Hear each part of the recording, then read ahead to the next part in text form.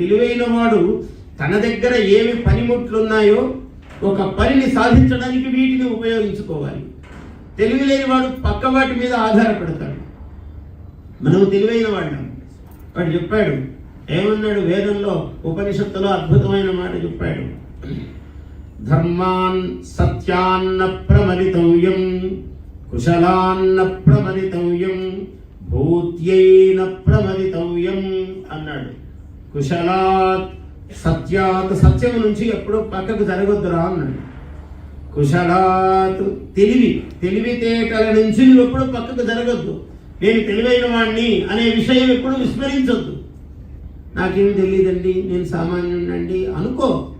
ఎక్కడా పెద్దల ముందు వినయం కోసం అనుకో, కానీ సత్య పదార్థం అయితే ఎరిగి ఉండు. నేను చాలా తెలివైన వాడినేనండి, నేను ఈ పని చేయగలను. అక్కడ నీ ఆత్మవిశ్వాసము ప్రస్ఫుటించుగాక. అక్కడెక్కడా సందేహం లేదు.